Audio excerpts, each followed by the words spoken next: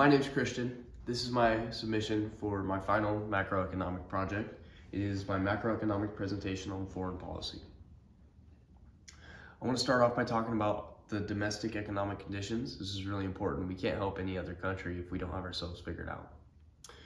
The GDP in 2022 was 1.9%. We've seen that increase to 2.5% in 2023. As the world's foremost economy, it's very important that we have a growing GDP because economies do tend to plateau, especially the stronger ones and developed ones. We have a 3.7% unemployment rate in 2023, a 3.1% year-to-year inflation rate in 2023, which is really good from the previous years of the pandemic, sometimes up to 9%. Crazy. One of the things America is trying to do currently is bring infrastructure back domestically because we have a massive trade deficit. This leads me to my next slide, foreign economic policy. How do we do that, right? Well, foreign economic policy involves the mediation and management of economic flows across borders. We do this in several ways, such as sanctions, arms embargoes, asset freezes, trade restrictions, and tariffs. We're currently seeing a 10% global tariff talks in our current political landscape to bring infrastructure back domestically. I have a graph here that says the US is the most prolific sanctioning body in the world by a long shot.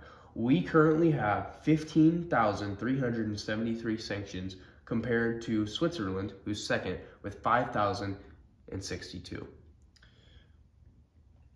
On to my next slide, foreign economic policy as regards to aid. Now, aid is something we do, and it's something we do that's very important as a country. You know, we sanction so much, we might as well help some people as well. So, foreign aid is the transfer of money, goods, or services from one country to another to help the recipient country and its people. We spend $61 billion on aid currently, with my graph here saying that over 15 billion of that in 2023 went towards Ukraine. Now we know what's going on in Ukraine. There was an invasion, human rights violation. We aided them to a very substantial amount, with our second country being Israel at under $5 billion. And our highest military aid being Egypt with around $2 billion. Now we aid in many ways.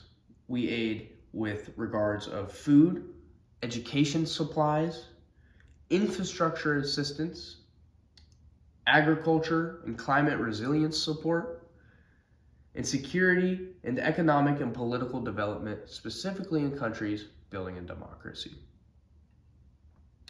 To my last slide, foreign economic policy, treaties, and protocols. We are involved in the Montreal Protocol, the Paris Agreement, the Convention on the Elimination of All Forms of Discrimination Against Women in 1980, signed, and the International Convention on the Elimination of All Forms of Racial Discrimination, signed in 1966.